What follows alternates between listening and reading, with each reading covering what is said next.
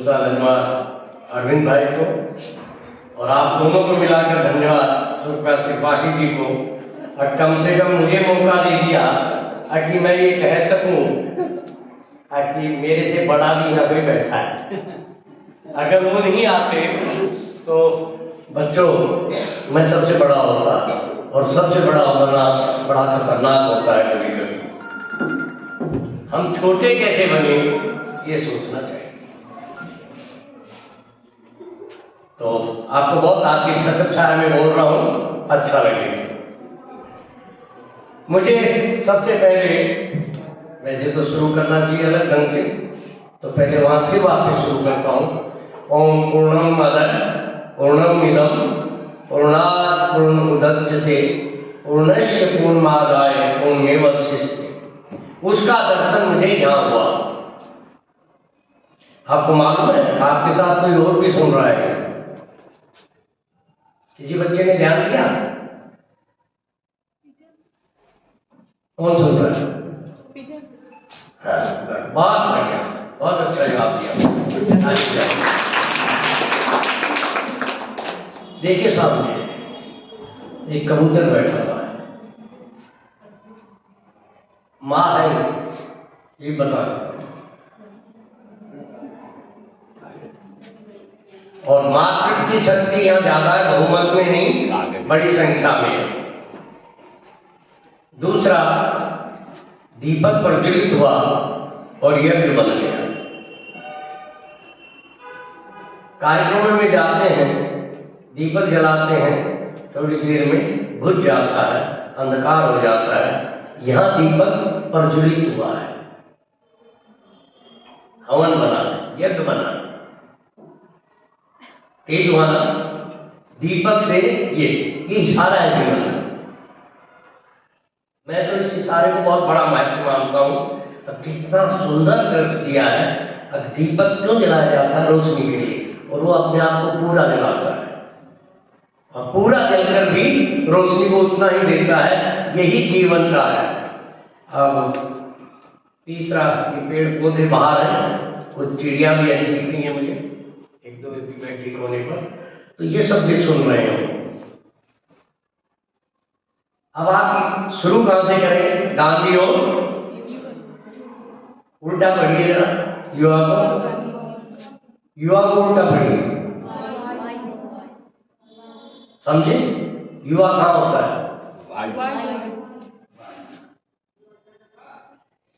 वायु सब जगह है ना, और जहां नहीं है वहां जीवन नहीं। हमें जल ही जीवन है, उत्पत्ति का कारण वो है, मगर पालक कौन है? कौन व्यक्ति है जो यहां बैठा हुआ सभागार में जो 5 मिनट बगैर हवा के जी सकते? वैसे उससे कभी टाइम निकलेगा, पर अधिकतम निकालो कितना निकलेगा? बंद करके देख लीजिए ना, ज्ञान नहीं डर जाता। बंद करना, और बंद केवल यहां से नहीं करना है। सांस यहां से नहीं आता, यहां से नहीं आता, यहां से भी आता है, रोम से भी आता है। पर मैं कहता हूं केवल आप यही 4 चीजें बंद करके देखिएगा, आंख, कान, नाक और मुंह, ये 4 स्थान बंद करिएगा। देखिए कितनी देर में आपका पसीना सर्दी में आ जाएगा और आप घबरा जाएंगे। तो हमारे सामने युवा कौन है? काबू करते हो आप? नहीं कर सकते ना, आजकल करते हैं। कब? बंद कर देंगे, पंखा है, बल्कि आए इतने नंबर से चला लेंगे, मगर बाहर की हवा को आज तक कोई काबू नहीं कर पाया। कहीं बवंडर है, कहीं शीतल मंद मलयालम हिलाचल की हवा चल रही है, कहीं एकदम अलग ढंग का हवा का झोंका आ रहा है। कभी हमने सोचा है? वो अपनी इच्छा से चलती है ना। युवा ऐसे मन चला होता है, डरता नहीं। और गांधी को इस जीवन में अगर कुछ किया, प्रोफेसर अर्जुन पांडे जी कह रहे थे वो चंपारण डे 1917 में, 15 में आए, 17 में वहां पहुंचे। आपको मालूम है चंपारण में गांधी ने कुछ नहीं किया, तो फिर गांधी का नाम क्यों है? गांधी ने केवल एक काम किया, दहशत मुक्ति, भय मुक्ति, निर्भयता। जाते ही उतरे उस पर, गिरफ्तार कर लिए गए, एक गांव के अंदर जा रहे थे कहीं पूछने के लिए, पकड़ लिए गए, कोर्ट में गए। जज ने कहा आपका वकील, बोला मैंने खुद वकालत की है, खुद दूंगा। तो सबको बड़ा आश्चर्य लगा कि गांधी वकील करने से मना कर दिया। तो गांधी ने मैं खुद वकील हूं, अपना केस खुद लड़ूंगा, तो क्या सफाई देना चाहते हो? कुछ सफाई नहीं देना चाहता। तो एक नियम होता है, जब आपके FIR हो जाती है, कोर्ट में आप जाते हैं तो पढ़कर सुनाया जाता है काल पर ये आरोप है।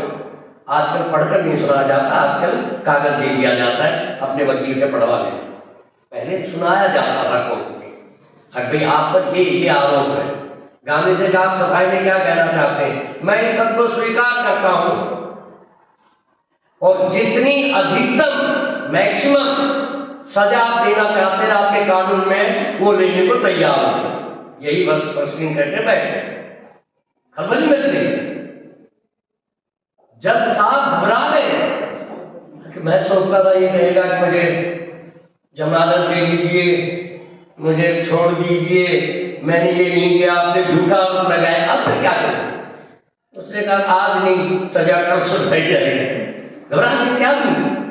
ऊपर से आज सजा तो दे दीजिए, तुमका मैक्सिमम सजा दीजिए। मैंने कहा साहब तो ये बोल रहे हैं। ये बात जब बाहर जितने लोग बैठे थे इकट्ठा देखने के लोगों के, रामचंद्र शुक्ला नाम के प्राणी थे किसान, वो उनको लेकर गए थे और उन्होंने बहुत प्रयास किया था। कलकत्ता के उसमें पहुंचे, आप इलाहाबाद के उसमें पहुंचे, 3-4 जगह जाकर उनसे बात को एक बार आप हमारे यहाँ चले आइए चंपारण।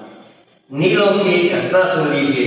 3 कट्ठा का जो प्रोग्राम चलता है वहाँ कंपलसरी जबरदस्ती हमसे नील उगवाया जाता है और वो बड़ा कष्टदायक होता है। कृपा करके एक बार चल के हमारे कष्ट देख लीजिए। तो नीलों के आंदोलन में गए और पहला मैसेज उन्होंने दे दिया भय मुक्ति। उसके बाद वहाँ बड़ी खलबली हुई। एक घटनाओं सुनाऊं, भाई साहब ने बहुत हल्का काम कर दिया मेरा, वो सुना करके। गांधी नीलों का एक संगठन बना हुआ, उनके जो पदाधिकारी थे उन्होंने कहा कि मुझे गांधी मिल गया मैं गोली मार दूंगा, इसलिए आप देखकर बाबू बाहर मत जाइएगा। कहा क्यों? कि ये घोषणा हुई है कि नीलों के पदाधिकारी ने कहा कि अगर कहीं मिल गए तो उनके पास बंदूक होती थी, गोली मार दी। गांधी सुबह उठे, जल्दी उठते थे, आपको मालूम, कल 2:30 बजे उठे, प्रार्थना करते थे और फिर सोया, दोबारा सो जाते थे। पढ़िए 30 दिन आखिरी गांधी के, उसमें बहुत चीजें आपको स्पष्ट हो जाएंगी। एक छोटी चीज था। तो मित्रों, बहनों, मातृशक्ति ये समझिए कि गांधी क्या कह रहा है। गांधी उठे, अनजान जगह पर कोई व्यक्ति से पूछा कि उसका घर किधर है, नीले का। तो घर नहीं होते थे, उन्हें कोठी कहा बड़ा होता था, अंग्रेज थे। और जाकर घंटी बजाई तो उनके जो कार्य थे उन्होंने आगे पूछा कि किससे मिलना है, बताए कौन से मिलना है, जो आपके पदाधिकारी मालिक। उन्हें जाकर साहब एक नंगा फकीर आया हुआ है कोई फकीर। तो उस टाइम में गांधी नंगा फकीर नहीं था एक्चुअली, पर क्योंकि यहाँ आए तब उन्होंने कपड़े बदल लिए थे। एक पगड़ी बांधते थे, एक कुर्ता पहनते थे झावा लंबा हमारे जैसा, हम तीनों ने पहन के वैसे ही बैठे में, ऐसा लंबा कुर्ता और नीचे धोती होती थी। तो उनका एक ऐसा आदमी आया हुआ है जिसके कपड़े कुछ अलग से दिख रहे हैं, पैंट सूट वाला नहीं। अंदर गए और जाकर मैं किसी को नहीं बताकर आया हूं। तो क्यों आए हैं? मैं बात करके नहीं आया। तो क्या करना है? गोली खाने आया। मार दो, किसी को मालूम नहीं पड़ेगा। घबरा गया, नहीं मैंने ऐसा कुछ नहीं कहा, मैं नहीं कर सकता हूं, मैं कैसे मार दूं आपको? एक आदमी अपने कातिल की सामने जाकर खड़ा होकर कहता है कि मार दो, या तो पूछने वाला अपने तो कहते भी नहीं आए, किसी को बता के भी नहीं आए। ऐसा सुंदर मौका कहां मिलेगा? मौत से युवा डरता नहीं है, ये है युवा। उम्र से युवा नहीं आती। इस देश में 60-70 साल के हमने जवान देखे हैं और 16 साल के बूढ़े, 16-18 साल के यूं चले मरे मरे से तो बूढ़े हैं ना। और कोई ऐसा तनकर चले, खुलकर चले, हिम्मत से काम करे तो हवा की तरह है ना वो, तो वायु की तरह जो चलता वो युवा है। ये युवा की परिभाषा की दृष्टि से मैंने गांधी का प्रसंग आपको बताया। मौत से नहीं डरेगा युवा, सोच कर काम नहीं करता, जोश से काम करता। माफ करिएगा, और ये सच्चाई है, ये सच्चाई। अगर कैलकुलेशन कब करना शुरू करते हैं, जब हम बड़े हो जाते हैं। दुर्भाग्य है आज बच्चा पैदा होते ही 2 साल से बड़ा हो जाता है। हमारे टाइम में ऐसा नहीं था, और हमसे पहले तो और भी ज्यादा अच्छा था। हम नहीं सोचते थे। पहली बार स्कूल गए तो मैं कच्चे में गया था, माफ करिए, कच्छा पहना हुआ था, उसी में स्कूल गए थे। गाँव पंजाब कहलाता था वो, बाद में हरियाणा हो गया। अब आप हो गए बच्चे, इनके लिए तो आज से हो गया। आज 2 साल के बच्चे को कच्छा पहना के बाद निकाली वगैरह, नंगे हैं, कपड़ा पहनाइए, कहते हैं ना। मेरा पोता है 2.5 साल का है, 2 साल छोड़ दीजिए, 1 साल का। वही कह रहा हूँ, मैंने 2 साल के देखा वो बड़े आराम जोड़ा, ए बाबा नंगा नहीं जाएंगे बाहर। अरे क्यों? अबे हम तो 5 साल के कच्चे के अंदर जाके स्कूल में चले गए थे। कपड़े से आदमी की इज्जत नहीं है, पहनावे से व्यक्ति की इज्जत नहीं है, ये समझने की जरूरत है। हमारे जितने भगवान हैं उनके शरीर पर बड़े आभूषण देखे हुए ना आपने, या राजाओं में देखे हुए। राजाओं के चित्र में लगा रहता है ना मामला। शिव जी कितने कपड़े पहनते हैं, राम कितने पहने हुए हैं, कृष्ण कितने पहने हुए हैं। वनमाला डल गई, बांसुरी हाथ में ले ली, कन्हैया बन गया। धनुष दिया, हल्का कपड़ा पहनाया, तो माला पहनाई, राम बन गए। हमारे यहाँ ज्यादातर भगवान का देखिए। दूसरा धन्यवाद आपको देता हूँ, अगर आपने विश्व स्थापित कर रखा है, चाहे वेस्टर्न हो, चाहे गिजू भाई हो गुजरात के, गिजू भाई को विचार पढ़ना चाहिए, बहुत बढ़िया किताब है। एजुकेशन का जितना बढ़िया उन्होंने व्याख्या किया है, बहुत जगह। अगर गिजू भाई के अकेले बोलूं, मैं घंटों बोल सकता हूँ। सुनना चाहिए। अध्यापक कैसा होता है वो गिजू भाई से सीखना चाहिए। मैं ये प्रसंग आपको आज नहीं सुनाऊंगा क्योंकि समय नहीं है, तो मुझे गांधी और युवा पे ज्यादा जोर देना है। अगर तूफान डुबो देता तो कोई गम नहीं होता, अगर तूफान डुबो देता तो कोई गम नहीं होता, किनारे आके डूबे हैं, किनारा बेवफा निकला। अगर तूफान के साथ डूबे और गजल टकराए थे, हमने हिम्मत की थी, किनारे आके डूब गए। देश आजाद है, हम स्वतंत्र हैं, आजादी है, कहीं भी जा सकते हैं, पढ़े लिखे हैं। देश और हमारी हालत क्या है, इस पर विचार करना है। हम कहाँ जा रहे हैं, कैसे जा रहे हैं, क्यों जा रहे हैं, कहाँ जा रहे हैं, इस पर जो भी विचार करता है वो युवा है। साथियों, गांधी विकल्प नहीं है। सात्विक रूप से मैं कहता हूं, गांधी विकल्प नहीं है। तो क्या है गांधी? गांधी संकल्प है।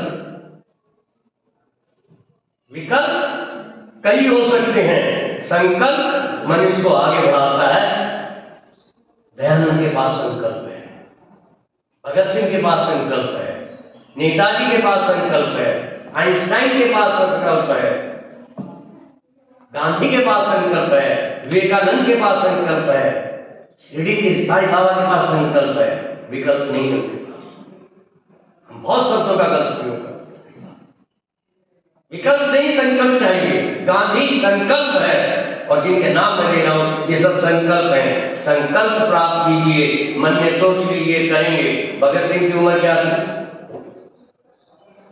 और उम्र जिस दिन बच्चा पैदा हो जाता है उससे लेके और बड़े तक युवा होता है। अपने बाप से टकराने वाला पहला सत्य के लिए किससे टकरा रहा है? राजा कौन है? हिरण्यकश्यप। बेटा कौन है? पहला। उम्र क्या है? आपसे बहुत छोटी, स्कूल ही नहीं जा सकता था उस टाइम में। 5-6 साल का बच्चा किससे टकरा रहा है? बाप से नहीं टकरा रहा है, सत्ता से टकरा रहा है। और क्यों कहकर टकरा रहा है? अब सत्य बड़ी चीज है पापा, सत्ता बड़ी नहीं है, सत्ता बहुत छोटी होती है। गांधी ने भी यही कहने की कोशिश की, विवेकानंद ने भी यही कहने की कोशिश की, भगत सिंह ने भी यही पेश करने की कोशिश की। अब सत्ता बहुत छोटी होती है, सत्य बड़ा होता है और सत्य के लिए जीवन में उछाल कर देना चाहिए। ये है गांधी। सत्ता बहुत छोटी चीज है। जब ये देश गुलाम था, त्रिपाठी जी, सैकड़ों रियासतें थी ना, सैकड़ों रियासतें थी अपने यहाँ जब देश गुलाम था। अलवर एक राजा, भरतपुर एक राजा, कोटा एक राजा, जोधपुर एक राजा, जैसलमेर एक राजा। ऐसे में यहाँ के गिन सकता हूँ। अमेठी एक राजा, बहुत एक राजा, या एक राजा। मतलब इतने राजा थे, 600-650 की संख्या है। पर सत्य तो एक ही होता है, अल्टीमेट सत्य एक है। हम सबका सत्य अलग अलग हो सकता है, मगर अल्टीमेट पूर्ण सत्य जो है वो एक होता है। तो उस सत्य की तलाश करने का काम युवा कर सकता है। नचिकेता का नाम सुना है? किससे टकरा गया? सवाल पर सवाल, सवाल पे सवाल, सवाल पे सवाल। पहले पिताजी से करता है, पिताजी अच्छे विद्वान। पिताजी ने कहा मैं तुम्हें यम को देता हूं, यमराज को छोड़ता हूं। दुखी हो गए, कई बार कह देते ना, माँ बाप कह देते ना मर जा, माँ कह देती है ना, सुना होगा ना कोई घर में। उससे पूछो तो कोई जाके कह दे बच्चे को छांटा मार दिया तो लड़ मरेंगे उनके बाद, मेरे बच्चे को क्यों छेड़? और वही कहती थी मर जा। क्या है वो? मन में मर जा भाव नहीं है, शब्द मर गया है। अंदर से बदलाव की बात करें, बदला नहीं ले रही हो, बदलाव। गांधी बदला नहीं लेना चाहता है, बदलाव चाहता है। युवा बदला नहीं लेता, जो बदलाव करता है वो युवा है, जो बदला लेता है वो नाला है। बदला लेने वाला कमजोर है, छोटा है, कायर है। बदलाव जो करता है जीवन में वो है जवान, वो है युवा, वो है ताकत। गांधी बदलता है, सुभाष बदलता है। सुभाष की घटना जिसको कह रहे हैं, आपको मालूम है सुभाष के बारे में? माँ बाप चाहते थे, आज का जो आईएएस है ना, उस टाइम आईएएस नहीं होता था बेटा, आईसीएस होता, उसको आईसीएस है। उसका कोर्स करने के लिए गए, पढ़कर आए लंदन से, और शपथ लेने के टाइम में जब उन्हें कहा कि शपथ लीजिए कि आप इस सत्ता के प्रति वफादार रहेंगे ब्रिटिश के, उनका नहीं लेता। तो बोला डिग्री नहीं मिलेगी, नहीं लेंगे, गधे वाला पट्टा थोड़ी चाहिए, ज्ञान के लिए पढ़ा, विद्या चाहिए थी, मैंने ले लिया, ले ली। और मुझे घर पर ये दिखाना था चुनौती, कि मैं नालायक नहीं हूं, निकम्मा नहीं हूं, मैं कमजोर नहीं हूं। आपने कहा था कि आईसीएस बनना, बन गया हूं, परीक्षा में पास हो गया हूं। नहीं दोगे गला पट्टा मत दो, शपथ नहीं लूंगा। क्यों? तुमसे टकराना है। ये घटना कोई नहीं बताता। क्यों नहीं बताई जाती है घटना जवानों को? उनकी बेटी से मैं मिला हूं बेटा, आशा से, बहुत से मुझे सौभाग्य मिला है उनकी बेटी से बात करने का। आज भी है वो जिंदा है। अभी 10 दिन पहले उसने बहुत अच्छा स्टेटमेंट दिया नेताजी के बारे में। मिलिए, भगत सिंह की मां से मिला हूं, उनकी बहन से मिला हूं। जोगेंद्र सिंह आज भी लुधियाना में बैठे हुए हैं, बहन के बेटे हैं प्रोफेसर। जाइए मिलिए, सारा भगत सिंह की कागज, हाथ में लिखे कागज उनके पास रखे हैं। भगत सिंह का हमने क्या दिखा दिया? कैसा दिखाया भगत सिंह को? हैट लगा हुआ है। भगत सिंह ने कितने लोग मारे बताएंगे कोई? बच्चे बताएं, भगत सिंह ने कितने लोग मारे? भगत सिंह को हिंसक दिखाते ना ज्यादा, कितने मारे थे?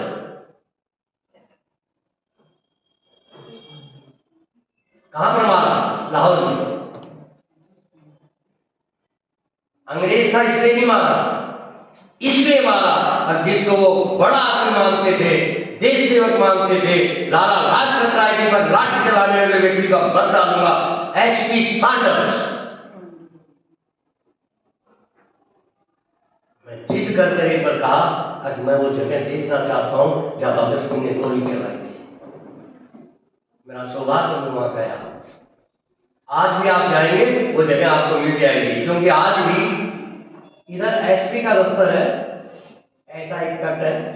इस रोड से अगर निकल जाएंगे तो इधर एक हॉस्टल है, इधर एक कॉलेज है। पहले वो वैदिक कहलाता था, अब इस्लामिक कहलाता, बस इतना ही था।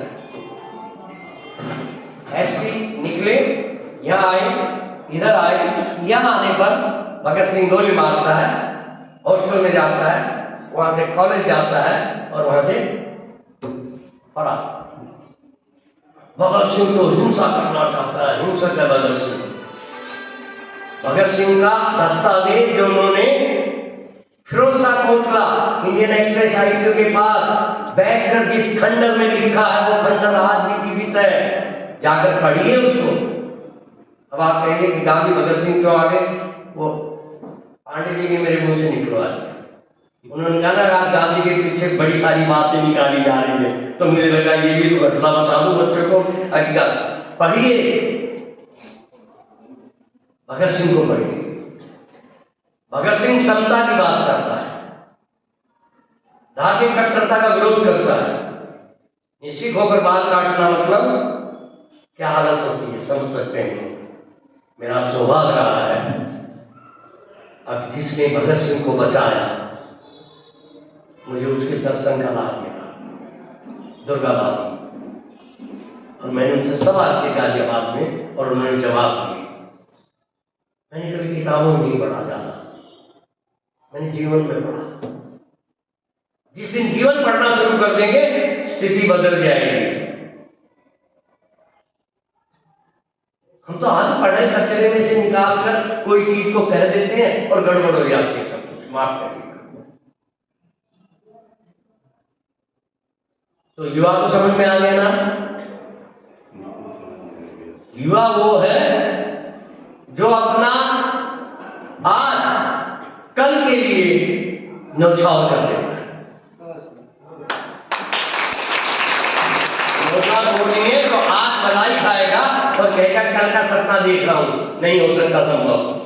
आज अपना न्यौछावर करने की तैयारी जो करेगा वो कल का निर्माण कर सकता है। उसमें भगत सिंह निकलेगा, चंद्रशेखर निकलेगा, गांधी निकलेगा, विवेकानंद निकलेगा, दयानंद निकलेगा, नचिकेता निकलेगा, ध्रुव निकलेगा, प्रहलाद निकलेगा। आप लिस्ट ले सकते हो लंबी लाइन। आप कहेंगे तो बड़ा गड़बड़ करेंगे। मातृशक्ति बैठी और आपने सबके नाम ऐसे ले लिए तो कह दो ना मैत्री निकलेगी, गार्गी निकलेगी, निकाले जाओ ना। दुर्गा भाभी का नाम आपने लिया ना, दुर्गा भाभी मैं तो लिया, मैंने बस मैं कह रहा हूँ बच्चों को याद करिए। मीरा निकलेगी, दरबार में कहती है जय का प्याला पी लूंगी मगर सच का समझौता नहीं करूंगी। और जय का प्याला भी अमृत बनता है, यही काम। बच्चों एक चित्र आपके सामने 5 मिनट में पेश करना चाहता हूं गांधी का। अच्छा मेरे मोबाइल में तो है तो क्या दिखा नहीं पाऊंगा आपको, तो सपने में देखिएगा, नहीं तो मैं कई बार लेके चलता हूँ चित्र से। हमको भेज दीजिएगा, इन लोगों को हम क्लास में, स्मार्ट क्लास में फॉरवर्ड कर दूंगा, मैं दिखवाएगा। पहली एक चित्र है 6 साल का। आज से 146 साल पहले, 146 ईयर्स बैक, एक बच्चा 6 साल का, एक टोपी पांडे जी जैसी लगी है, मगर उसमें कसीदाकारी हुई, अचकन पहने हुए है, कुर्सी पर बैठा है। कल्पना कीजिए आज से 146 साल पहले कितने घरों में कुर्सियां होती थी। कल्पना करिए जो तो आपने, तो हम तो कल्पना नहीं कर सकते, पर हम थोड़ी सी कर सकते हैं। तो हमारे टाइम में भी गिनी चुनी स्कूल में भी प्रिंसिपल के पास कुर्सी होती थी, बाकी स्कूल पे बैठते थे, टीचर भी अपनी बोरी लेकर जाते थे पढ़ने के लिए, साथ में तख्ती बगल में होती थी, मुंह पे हाथ पे सब जगह स्याही होती थी, काला मुंह करके आते थे स्कूल से आके। आप तो भूले चिट्टे होते जाते हो वापिस, क्यों? अब यो करके कलम सरकंडे की घिसते थे, उससे तख्ती पे लिखते थे, और कुछ होगी कुछ भी तो वही रगड़ा तो सारा यहाँ से यहाँ तक। और लगभग सब बच्चों की यही हालत है, 5 फीट से नीचे नीचे घर वाले आते करते थे, मुंह दो तो ये जो था, ये जीवन की वो कल्पना करिए। गांधी बैठा हुआ है, गांधी के ड्रेस का कल्पना कीजिए। दूसरा वर्णन उन्होंने किया, गांधी पढ़ने के लिए जा रहा है लंदन। प्राणजीवन मेहता के यहाँ जाकर रुकता है, उनके दोस्त होते हैं पुराने, उनके नहीं, उनके पारिवारिक दोस्त होते हैं, वकालत करते जमाने से, उनके घर जाकर रुकते हैं। वो एक जगह व्यवस्था करते हैं उनकी, और उस व्यवस्था को जब देखते हैं तो आप आते हैं, गांधी 3 पीस सूट पहनकर जाते हैं। 3 पीस सूट समझे ना, एक ऐसी कटी हुई जैकेट आती थी पहले, ये तो नेहरू कट बनी बाद में, ऐसी वो, उसके ऊपर फिर कोट, नीचे पैंट, फिर टाई, ये सब हो। तो गांधी के जाकर चित्र ऐसे भी आपने देखे होंगे, नहीं देखे होंगे तो मैं भेज दूंगा। उसके बाद गांधी वकालत करने दक्षिण अफ्रीका, यहां गांधी की वकालत नहीं चलती है, गांधी फेल है। आपसे कम पढ़ा लिखा कह सकता हूं गांधी, तो आप तो जितने सब्जेक्ट पढ़ रहे हैं गांधी ने उससे कम पढ़े थे। ये मैं गांधी जी के साथ कह रहा हूँ, जितने सब्जेक्ट आप पढ़ाते हैं उससे कम गांधी ने पढ़े हैं। आपको 12 सब्जेक्ट पढ़ना, मैं यही कह रहा हूँ। उस टाइम गांधी की गिनी चुनी किताब, हमारे टाइम की गिनी चुनी किताबें थी। त्रिपाठी जी हमको क्या पढ़ा आपने, हमने क्या पढ़ा?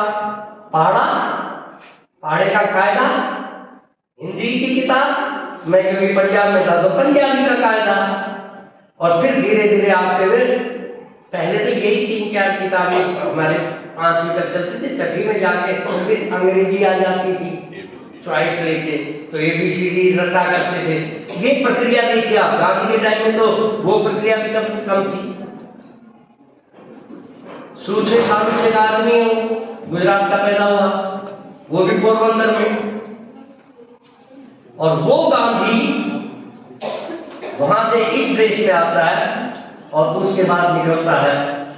जब 15 में भारत आने लगता है तो एक पगड़ी, लंबा झावा, धोती पहनकर आता है, बम्बे में उतरता है, लोग बग्गी के घोड़े खोल देते हैं, और उसमें सब लोग शामिल हो जाते हैं, बड़े से बड़े आदमी, और कहते हैं हम खींचेंगे। नौजवान कहते हैं कि गांधी भारत में गांधी नहीं बना।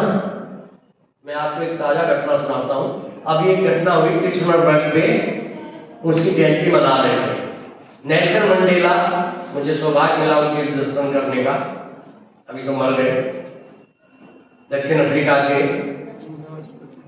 प्रमुख व्यक्ति राजनीति, 26 साल जेल में रहा हो गए, एक टापू में, आंखें खराब हो गई थी, पत्थर तोड़ता था, और कल में ऐसा मेरे से इतना होता, इतने चमकदार कपड़े पहनता था, आंख में रोशनी आ जाए। राष्ट्रपति भवन में आए थे पुरस्कार लेने के लिए, हमको भी वहां जाने का मौका मिला, गए और देखा गांधी पुरस्कार हमको मिला था। तो नेल्सन मंडेला ने अपने देश के प्रधानमंत्री उस टाइम मनमोहन सिंह थे, उसको बुलाया और पीटर्सबर्ग पे उसी जगह जहां गांधी को ट्रेन से फेंका गया था, टिकट होते हुए फर्स्ट क्लास की नीचे फेंक दिया गया था, पीटर्सबर्ग पर उन्होंने कहा कि पहले वो जगह दिखाई जिस बेंच पे गांधी बैठे। हम आज सब कुछ बदलना चाहते हैं। दक्षिण अफ्रीका ने आज वो बेंच सुरक्षित करा है जिस कमरे में गांधी बाद में ले जाकर बिठाए गए रेलवे अधिकारियों के द्वारा। अब भाई आपके पास टिकट होते हुए आपको नीचे उतार दिया गया, हम समझता है, पर हमारा रूल हम क्या करें, काला आदमी उसमें नहीं बैठ सकता। तो वो जगह उन्होंने सुरक्षित रखी उस कमरे को। वैसे ही गाड़ी आई, हाथ से घंटी बजाई गई, जैसे अपने मंदिर में बजती है ना, वैसी घंटी बजाई गई। कुछ सिस्टम था उनका, और उससे दोनों उतरे और मंच पर चढ़े और कहा गया, mister prime minister, you send us advocate Mahatma M K Gandhi, you send us M K Gandhi advocate barrister Gandhi, we return you Mahatma Gandhi. दक्षिण अफ्रीका में जो हमने आपको वापस भेजा है तब वो महात्मा बने हुए। रविन्द्रनाथ टैगोर ने और देश के बहुत सारे लोगों ने उन्हें महात्मा कहा। जिस व्यक्ति का सबसे ज्यादा विरोध है आज कहा जा रहा है, किनका? सुभाष चंद्र बोस। आपके उसमें चित्र लगा हुआ है, उसका में दिए क्या विमेंस वाले में सुभाष चंद्र बोस का इस जगह लगा हुआ है। मुझे देखा, मुझे अच्छा लगा। आपको मालूम है राष्ट्रपिता किसने कहा गांधी को? किसने कहा? सुभाष चंद्र बोस ने। और वो हमारे पास रिकॉर्ड नहीं है, किसके पास है?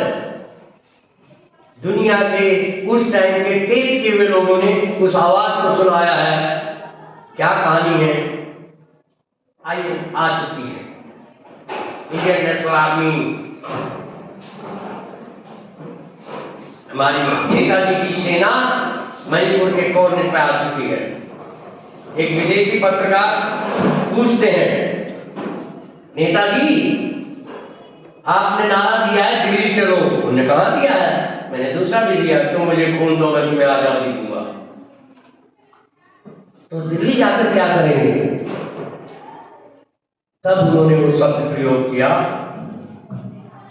दिल्ली जाकर राष्ट्रपिता की गोदी के अंदर आजादी डाल दूंगा, जीतूंगा मैं और अवार्ड दूंगा अरविंद भाई को, सुरेश जी को या अर्जुन पांडे को। संभव है? आप फर्स्ट क्लास में जीत स्टॉप कर जाए अपनी इंडस्ट्री में और अवार्ड जाकर किसी और को देंगे, अपना सर्टिफिकेट देंगे? सर, हमारे सुभाष चंद्र बोस कहते हैं, फादर ऑफ द नेशन की गोदी में ले जाकर मैं ये आजादी डाल दूंगा।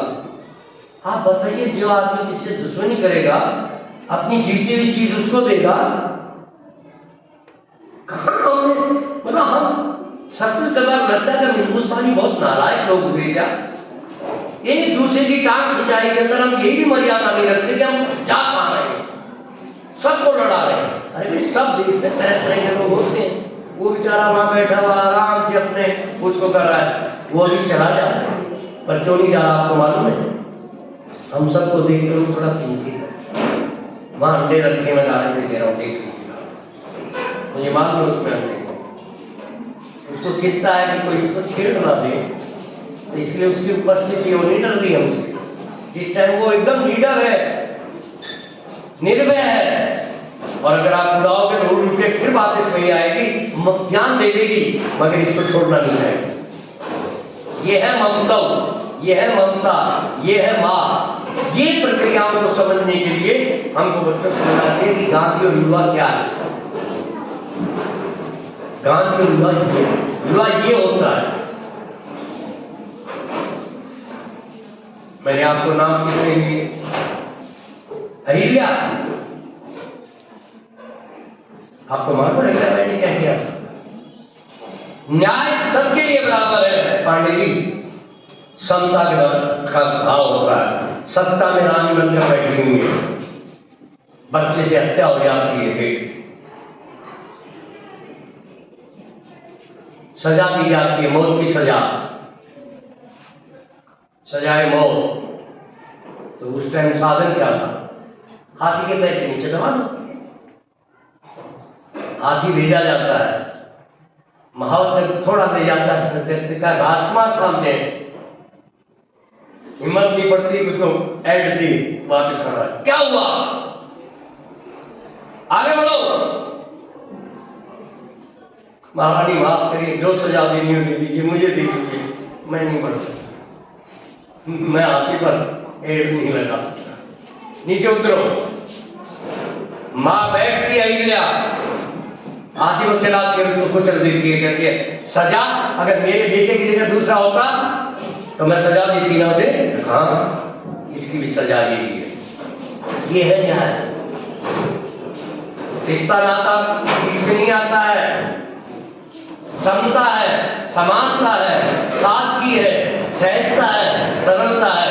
नहीं, कोई दिक्कत नहीं, बच्चे बैठते हैं, अच्छा है, मेरे तक कोई डिस्टर्ब नहीं होता, बच्चे शोर बचाए तब भी नहीं होता, मैं चुप कर दूंगा। नहीं भैया जी, बैठ रहे, मैं बैठूंगा तब भी आवाज होगी, उसकी गलती नहीं, कुर्सियां आई हैं तो इसलिए उनकी गलती नहीं है। तो साथियों,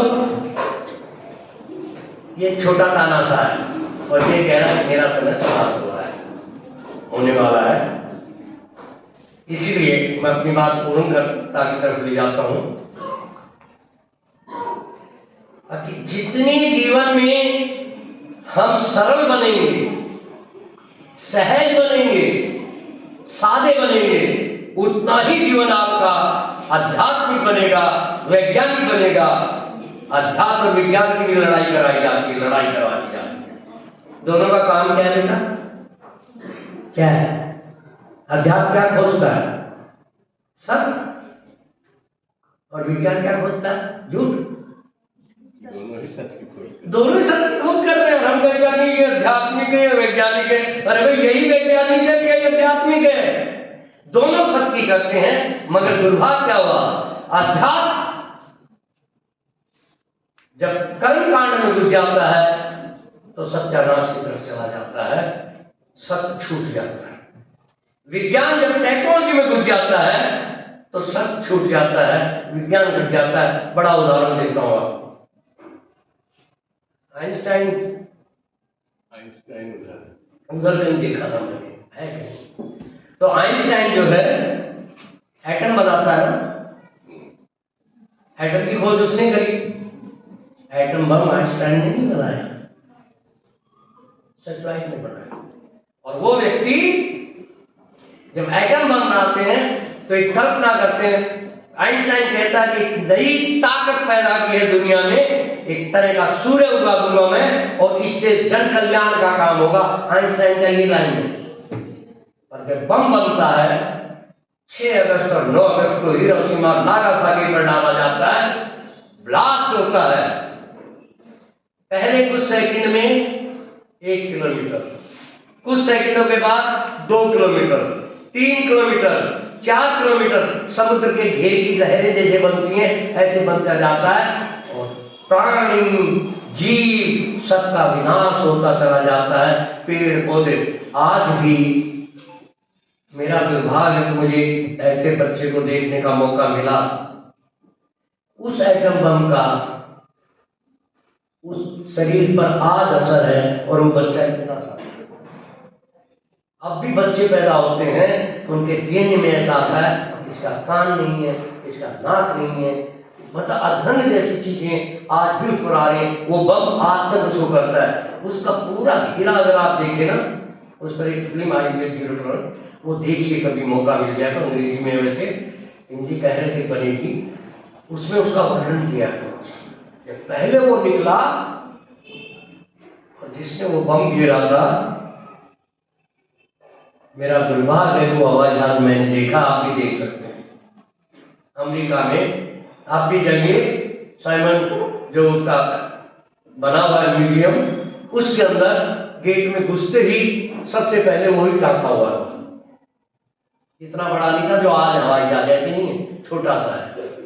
और जिस आदमी को दिया गया था पायलट को कि डाल कर आना है, उस आदमी को नहीं मालूम था कि ये क्या है। ये बॉम्ब इस पॉइंट पर डालना है। और जब उसको वापिस आने पर अखबारों में जो कुछ देखा, वो आदमी पागल हो गया। उसके बाद वो कभी घर में नहीं रहा। मैं नहीं कह रहा हूँ, इतिहास पढ़िए, उसकी हिस्ट्री पढ़िए, उसको देखिए। वो नाव लेकर नदी के अंदर घूमता था, पागल हो गया था और कहता था कि मैं पापी हूँ। जिनको मैं नहीं जानता, जिनको मैंने देखा नहीं, मुझे नहीं मालूम है, मेरे हाथ से मरवा दिए गए लोग। ये मेरी देशभक्ति नहीं है। वो कहता मैं नहीं कह रहा हूं, पागल हो गया। सर्जन का काम अहिंसा का काम है, निर्माण का काम अहिंसा का काम है, नफरत का काम राक्षस का काम है, पिशाच का काम है, दुष्टता का काम है। ये है जीवन। गांधी मैंने लाया ना धीरे धीरे। और बाद में दो घटनाओं ने, एक चंपारण और दूसरा मदुराई। मदुराई में जब वो जा रहे थे दक्षिण में, उन्होंने एक महिला को देखा। यहां कस्तूरबा ने बताया था। कस्तूरबा एक घर में गई। ये कहानी आपको सुनानी चाहिए बच्चों, इसलिए मैं कह देता हूं, उसके बाद इसके साथ पूर्ण कर दूंगा। चंपारण में काम चल रहा है, पढ़ाई का भी काम चल रहा है, नीलों का आंदोलन भी चल रहा है, स्वास्थ्य का काम भी चल रहा है। और गांधी के साथ राजेंद्र प्रसाद, ब्रजकिशोर बाबू, अवधूत मिश्रा जी, ऐसे बड़े बड़े वकील जो उस टाइम में 10,000 रुपए अपनी तनख्वाह लेते थे। 10,000 रुपए तनख्वाह लेते थे। तनख्वाह मतलब महीने की नहीं। हमारे श्रीवास्तव जी गए थी, ये केस है, अरे भैया फीस 10,000 रुपए है। राजेंद्र बाबू की फीस 10,000 थी, ब्रजकिशोर बाबू की 10,000 थी। ब्रजकिशोर बाबू कौन थे? प्रभावती के पिताजी, जयप्रकाश जी के ससुर। राजेंद्र बाबू जो पहले राष्ट्रपति बने, सिवान के रहने वाले, रामदेव के गांव के। मैं अभी वहां तक एक यात्रा करके आया, दिल्ली से वहां तक। मैंने 16 यात्राएं इन दिनों में करी, और वो ऐसे करी। पैसा कुछ के पास में और करता हूँ, बाकी कैसे अर्जुन जैसे लोग मुझसे खड़े हो जाते हैं, वो कह देते हैं रणभाई चल दो, बाकी देख लेंगे, हम तो जो होगा देख जाएंगे। कहा वो व्यक्ति क्या काम कर रहे हैं? गांधी जी के पास पहुंचे, बात वो क्या करेंगे? उन्होंने सोचा कहेंगे जाओ कोर्ट में लड़ाई लड़ो इनकी बात में। का नहीं, किसानों के पास जाओ, मैं इनकी बोली समझता नहीं हूं। तो क्या करोगे? सबको कलंक बना दिया। 10,000 रुपए केस के लेने वाले वकीलों में से 25-30 नाम है, जिनकी लिस्ट जिसको चाहिए मैं दे सकता हूँ, चंपारण के म्यूजियम में लगी हुई है। उन सबको कहा गया जाओ गांव में बैठो और किसान क्या कहता है और लिख के लाके मुझे ट्रांसलेशन करके दो, तो मैं केस लड़ने की या इस बात को कहने की तैयारी करूंगा। हाँ देखिए, 10,000 की तनख्वाह फीस लेने वाला वकील कलंक बनकर गांधी के नीचे काम कर रहा था। 1917 में 2 साल में हिंदुस्तान में आए। क्या जादू था मालूम नहीं लोगों को। कितने नेता थे उस टाइम में? आप बाल, पाल, लाल, तीनों का नाम जानते ना? बाल गंगाधर तिलक, रजन पाल, लाला लाजपत, ये बड़े नेता थे, बहुत बड़े। और गांधी के पास उस टाइम इतना बड़ा नाम नहीं था इनके पास, और भी बहुत सारे नेता थे। इवन मोतीलाल नेहरू का नाम ज्यादा था गांधी से। कहानियां प्रसंग सुने तो अब मजा आ जाता कई बार लिख के कि मोतीलाल नेहरू का भी प्रसंग है। तो गांधी जाते हैं मदुरई में, देखते हैं एक बहन, यहाँ एक बहन बताती है कस्तूरबा में एक घर में गई, मैं अंदर आऊं, अंदर मत आइए। क्यों? हम इस स्थिति में नहीं है कि आपसे बात कर सके। नहीं, मैं जिसको साथ लाई हूं वो मुझे ट्रांसलेट कर देगी। उन्होंने कहा नहीं, एक महिला बाहर आती है। इस देश की स्थिति क्या करती थी, गुलामी में ही कल्पना करिए। वो महिला आती है बाहर, एक फटी सी साड़ी, मैली सी साड़ी, छोटी सी लपेटे हुए, और कहती थी बाकी अंदर सब महिलाओं से आप नहीं मिल सकती। वो कहती मैं महिला हूँ, नहीं आप नहीं मिल सकती। कारण क्या है? 3 महिलाएं हैं, एक साड़ी है यही जो मैं पहने खड़ी हूँ, जो बाहर जाती है वो पहनकर बाहर निकल जाती है, बाकी हम लोग नगर अंदर रहते हैं। इस देश का ये हालत कर दिया था लूट ने। कौन सा देश जिसकी ढाका की मलमल की बात करते हुए बकिंगम पैलेस में हंगामा मच जाता था लंदन में, जब हमारी महल जाती थी, रानियां, राजा, राजकुमार, व्यापारी दौड़ते थे, कपड़ा खत्म हो जाएगा, बाहर से आ रहा है। इतना बड़ा भारत का उत्पादन, गांव-गांव में उत्पादन करने वाला, जो गांव की बात ग्राम स्वराज की कह रहे थे, बूझ का उत्पादन करने वाला लंदन में हमारी डंका बजता था। जब नाव वहां जाकर खड़ी होती थी हमारी, तो लोग लाइन लगा के खड़े थे, मैं पहले खरीदूंगा, मैं पहले खरीदूंगा, भगदड़ मचती थी। मसाले केरल से जाते थे, गोवा से जाते थे। फ्रेंच हमारे यहाँ इसलिए नहीं आए थे कि हम गरीब थे, हमें सिखाने आए थे। मसालों का सोने के भाव में हम मसाला देते थे। पढ़िए आप, केरल के अंदर जब वो आए, वो व्यापारी बनकर आए थे, तराजू हाथ में लेकर, और तलवार से हमको अपना उस तराजू से तोड़कर तलवार का हथियार दिखाकर उनको चले गए, पूरे देश पे राज कर गया उन्होंने। हम कभी भी इस देश के प्रति उतने वफादार नहीं रहे, ये कहना चाहिए हमको। कमी हम में है, हम सुविधा देखते हैं और उसकी तरफ भाग जाते हैं। तो बच्चों, कहानियां बहुत हैं, घंटों बोलने का कोई फायदा नहीं है। मुझे लगता है कि मुझे यहाँ अपनी बात पूरी कर देनी चाहिए, पर मुझे मालूम है बच्चे कह रहे कि ये तो बड़ा नीरस सा भाषण हो गया, मजा नहीं आया। अच्छा ये बताओ, तेज आवाज किस चीज की है? जल्दी जल्दी, अब फिर आखिरी दौर चल रहा है, जल्दी से बताओ, तेज आवाज किसकी है? गाता कौन कौन है? नहीं तो फिर मैं पकड़ लूंगा। जल्दी से उठ जाओ, जल्दी से, 3-4 महीने जल्दी से उठो। कौन कौन गाती है गाना, कौन गाती है? आते नहीं गवाऊंगा, आ जाओ जल्दी से। अरे वो पीछे बैठी, आया, मुझे मालूम है तू बोलोगे, क्योंकि खलबली मची है। और कौन गाता? और आजा भी आवाज तेज किसकी है? चलो उठ जा, चल, कमजोर रहेगी तो फिर क्या युवा बनेगी? अभी कितनी निर्भयता की बात बताने के बाद बात की हिम्मत कर। चलो 2-3 और आ जाओ फटाफट।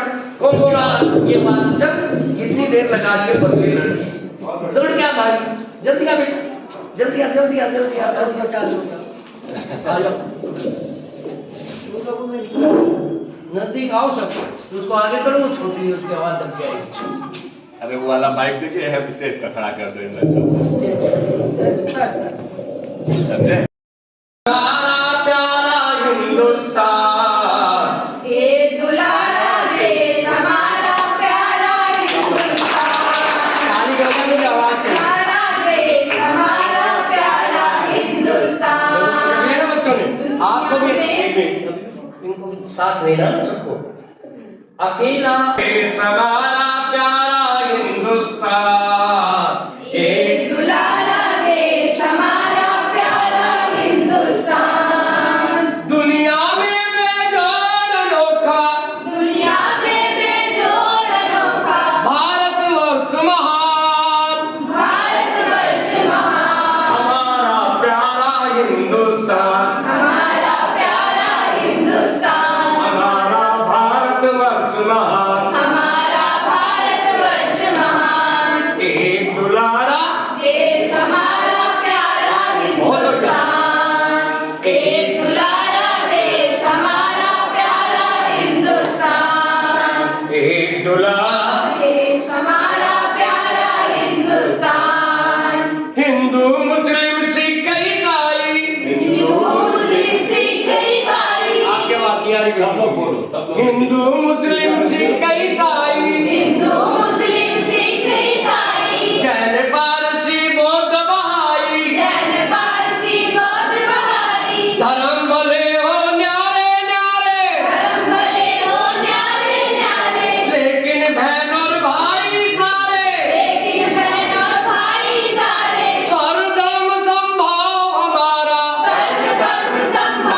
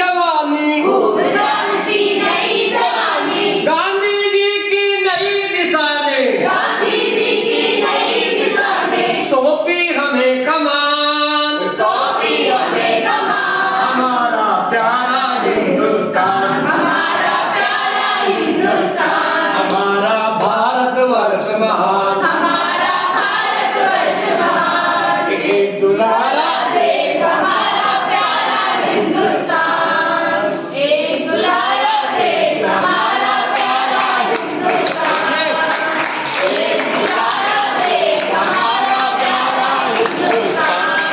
सहनशीलता भाईचारा, सहनशीलता भाईचारा, प्यार मोहब्बत पंथ हमारा, प्यार मोहब्बत पंथ हमारा, सत्य अहिंसा अमन चैन से, सत्य अहिंसा अमन चैन से, हमने जग का रूप संवारा, हमने जग का रूप संवारा, अंतक से करवाया हमने, अंतक से करवाया हमने, अंतक से करवाया हमने, अंतक से करवाया हमने, मानव का कल्याण, मानव का कल्याण, हमारा प्यारा हिंदुस्तान, हमारा प्यारा हिंदुस्तान, हमारा भारतवर्ष महान, हमारा भारतवर्ष महान, एक दुलारा देश हमारा प्यारा हिंदुस्तान, एक दुलारा देश हमारा प्यारा हिंदुस्तान। शुभ संकल्प नहीं छूटेंगे, शुभ संकल्प नहीं छूटेंगे, शुभ संकल्प नहीं छूटेंगे, शुभ संकल्प नहीं छूटेंगे, उससे नव पल्लव फूटेंगे, उससे नव पल्लव फूटेंगे, इतिहासों का पाठ यही है, इतिहासों का पाठ यही है, जो तोड़ेंगे वो टूटेंगे, जो तोड़ेंगे वो टूटेंगे, लक्ष्य हमारा जय जगत, लक्ष्य हमारा जय जगत, जय जगत, जय जगत, जय जगत, जय जगत, जय जगत, जय जगत, लक्ष्य हमारा जय जगत, लक्ष्य हमारा जय जगत, नारा है निर्माण, नारा है निर्माण, हमारा प्यारा हिंदुस्तान, हमारा प्यारा हिंदुस्तान, हमारा भारतवर्ष महान, हमारा भारतवर्ष महान, एक दुलारा देश हमारा प्यारा हिंदुस्तान, एक दुलारा देश हमारा प्यारा हिंदुस्तान, दुनिया में बेजोड़ अनोखा, दुनिया में बेजोड़ अनोखा, भारतवर्ष महान, भारतवर्ष महान, हमारा प्यारा हिंदुस्तान, हमारा प्यारा हिंदुस्तान, हमारा भारतवर्ष महान, हमारा भारतवर्ष महान। हम नारा लगाएंगे, मैं कहूँगा देश की देश की इज्जत, देश की ताकत, नौजवान, जिंदाबाद जिंदाबाद जिंदाबाद जिंदाबाद।